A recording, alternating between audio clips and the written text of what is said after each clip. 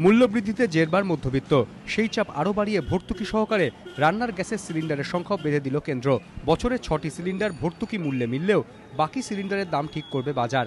বৃহস্পতিবার সন্ধ্যায় বৈঠকে বসে কেন্দ্রীয় মন্ত্রিসভার রাজনৈতিক বিষয়ক কমিটি। সেখানে মধ্যবিত্তর হেসেলে আগুন ধরিয়ে সিদ্ধান্ত হয়, এবার থেকে এক বছরে একটি পরিবার সর্বাধিক 6টি রান্নার গ্যাসের সিলিন্ডার ভর্তুকি মূল্যে পাবে। সপ্তম সিলিন্ডার থেকে কিনতে হবে বাজার দরে। এর ফলে সপ্তম সিলিন্ডার থেকে দাম পড়বে প্রায় 750 টাকা। এছাড়াও এদিনের বৈঠকে সিদ্ধান্ত হয়েছে, এবার থেকে রান্নার গ্যাসের দাম প্রতি মাসে নির্ধারিত হবে। হেসেলে আগুন, সরকারের এই সিদ্ধান্তে মাথায় হাত সাধারণ মধ্যবিত্তের। সকালে ওঠার পরেই ব্রাশ করা, চান করার পর যে রান্নাঘরে ঢুকতে হবে, সেখানেও চিন্তা নিয়ে ঢুকতে হবে যে এখন সিলিন্ডারে টার্গেট করেছে যে রান্না করব কিভাবে, কতটা ইউজ করব না, এটা এখন চিন্তার কারণ হয়ে দাঁড়িয়েছে। দুবার চিন্তা করতে হবে যে 4 পদ রান্না করব নাকি সেটা 2 পদে নামিয়ে আনবো। জিনিসের দাম এতটাই বেড়ে যাচ্ছে, তা সত্যি এটা এখন ভাববার বিষয় এসছে।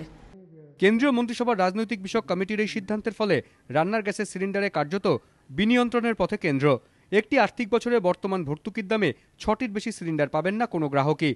বাড়তি সিলিন্ডার লাগলে তা বাজার চলতি দামে কিনতে হবে গৃহস্থকে। ইন্ডিয়ান অয়েল, হিন্দুস্তান পেট্রোলিয়াম ও ভারত পেট্রোলিয়াম এই 3 সংস্থা মাসিক বিজ্ঞপ্তি দিয়ে জানিয়ে দেবে সংশ্লিষ্ট মাসে রান্নার গ্যাসের সিলিন্ডারের দাম কত হচ্ছে।